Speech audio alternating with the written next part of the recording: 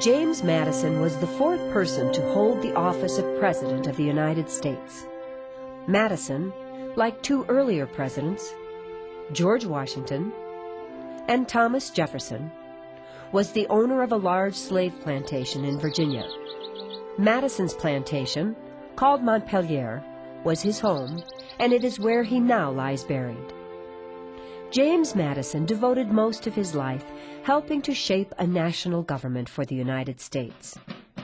During the War for Independence, Madison served here in Philadelphia as a delegate to the Continental Congress, the country's earliest attempt at a unified government.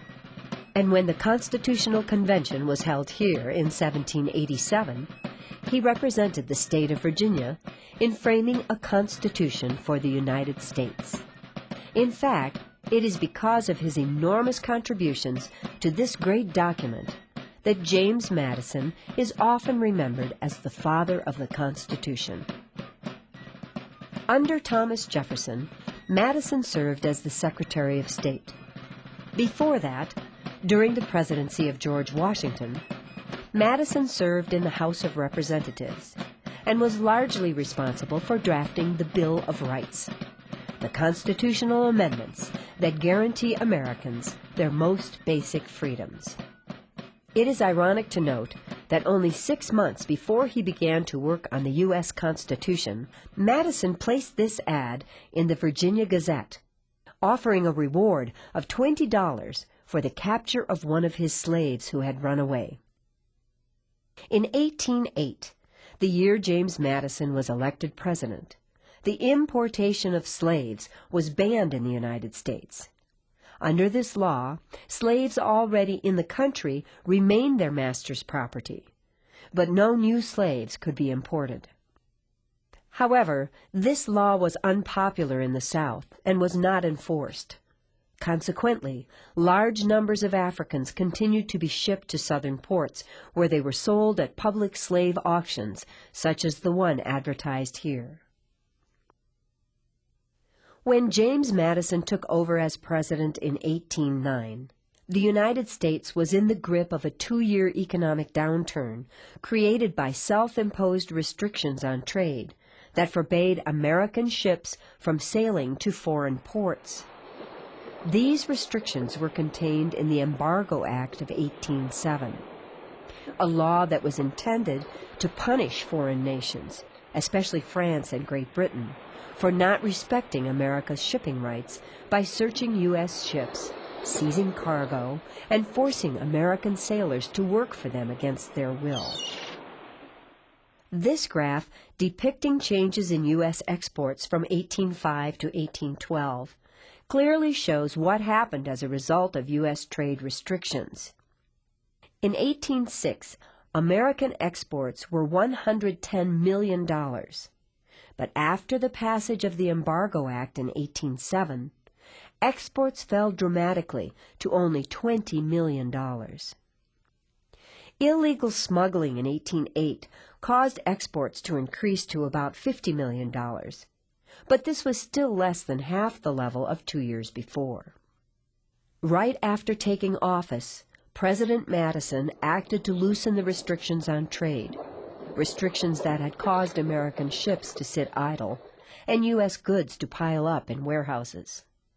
So, still hoping to force France and Britain into ending their interference, a new law was enacted that permitted American ships to trade with all foreign nations except for these two. Unfortunately, the new law, called the Non-Intercourse Act, was no more successful at halting British and French interference with American shipping than the Embargo Act had been.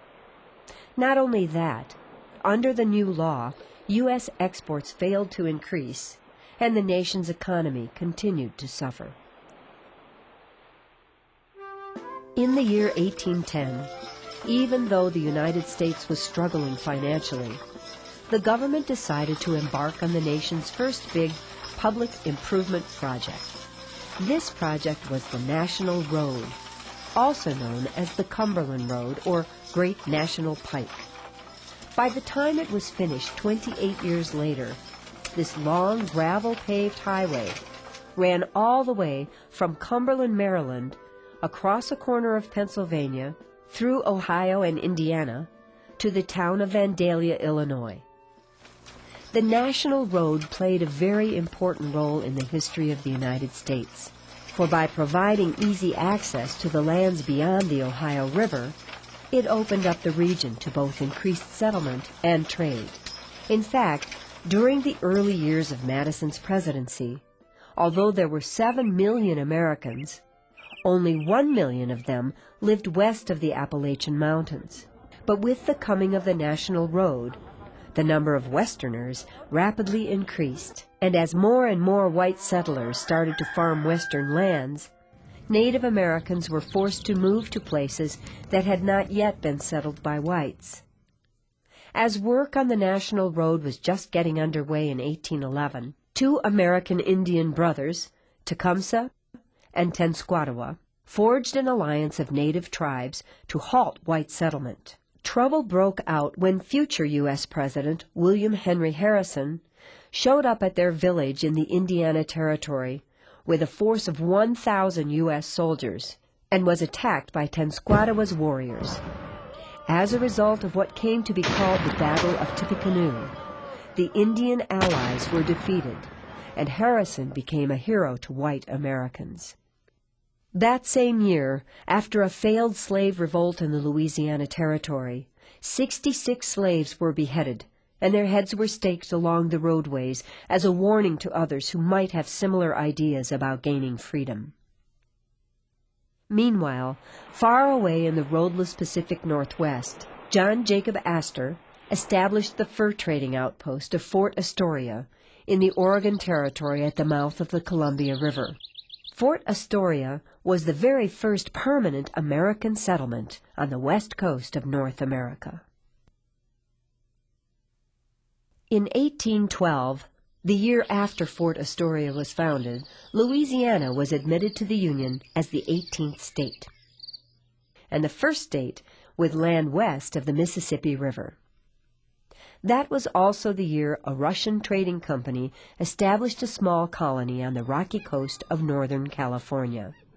Back then, it was called Fort Rassia. Now it is known simply as Fort Ross. In 1812, California was a Spanish possession that was dotted with large mission settlements and cattle ranches. Russia hoped that by founding a colony in California, it would be able to trade with the Spanish for beef and grain, and at the same time further expand its huge empire. At that time, Russia was making a lot of money in the fur trading business, and it desperately needed food to supply its hunting communities scattered along the icy shores of Alaska, which back then was an overseas territory of Russia. The rugged coast of California also attracted Russia because of its fur-bearing animals. The colonists planned to harvest the valuable pelts of the sea otters that thrive just offshore. So the Russians brought native Alaskan hunters with them to California. In fact, the native Aleuts outnumbered the Russians at the colony by more than 3 to 1. The Aleuts used small skin-covered boats called kayaks. They were such skilled hunters that it didn't take long before the sea otters were nearly driven to extinction. Without sea otter pelts, the main source of income for the colony vanished. After that, the Russians tried to focus on farming, but they were unsuccessful. And early in the 1840s, Fort Ross was abandoned. In Washington, D.C., in the year 1812, just as Russia was starting its colony in California, a group of congressmen, led by Henry Clay of Kentucky and John C. Calhoun of South Carolina, began to call for war with Great Britain. Their group, known back then as the War Hawks, wanted to punish the British for their constant interference with American shipping. President Madison owed his election to the Southern and Western voters represented by the war hawks, and perhaps that helped inspire him to take up their cause. Shortly after war was declared in the summer of 1812, the conflict was called Mr. Madison's War, but now we call it the War of 1812. Early in the war, the American frigate USS Constitution destroyed an important British warship. However, the much more powerful British Navy easily maintained a blockade of America's shipping lanes. By 1813, the fighting focused on the border with Canada, a land the war hawks hoped to make part of the United States. Nevertheless, British forces held fast and repelled the American invasions. Although there was one memorable U.S. success that year, when Oliver Hazard Perry defeated a British fleet on Lake Erie. Meanwhile, far to the west in the Oregon Territory, Britain captured the new American fur trading outpost of Fort Astoria. Back east, fighting shifted away from the border, and in August of 1814, British forces took control of Washington, D.C. During the attack, Fort Washington, seen here, the main fortification for the defense of the capital, was blown up by terrified American forces so it wouldn't fall into enemy hands. Nevertheless, frightened politicians fled as British troops set fire to the city, burning both the White House and the U.S. Capitol. Then the attackers moved north to take the port city of Baltimore, Maryland, and Fort McHenry, that was designed to defend it. All through the night of September 13, 1814, British ships unleashed a full-scale cannon and rocket barrage. But as the sun came up and the shelling finally ceased, the flag of the United States still flew over Fort McHenry. The Americans had survived the brutal attack, and the British fleet had departed. And it was the sight of the tattered U.S. flag that inspired poet Francis Scott Key to write the words to the Star-Spangled Banner, now America's national anthem. In Europe, a few months later, the Treaty of Ghent was signed, officially ending the fighting between Britain and the United States. Unfortunately, news traveled slowly back then, and on January 8, 1815, a bloody battle took place in this field just outside of New Orleans, Louisiana, due to the fact that neither side had received word that the war had ended. When the Battle of New Orleans was over, U.S. forces led by future President Andrew Jackson sustained relatively little damage, but there were 2,000 British casualties, including nearly 300 dead. Looking back on it, the War of 1812 seems to have served very little purpose. Neither side gained or lost territory, and no agreement to respect American shipping rights was ever reached. Nevertheless, by 1816, things began to return to normal, and James Madison served out his last full year as America's chief executive, while his good friend, James Monroe, was elected the 5th President of the United States. True or false? Alaska was once a possession of Russia. True or false? Fort Astoria was the first permanent American outpost on the Pacific coast. True or false? U.S. exports improved tremendously soon after Madison took office. True or false? The National Road was the first big public improvement project undertaken in the United States. True or false? The War of 1812 added a large amount of territory to the United States.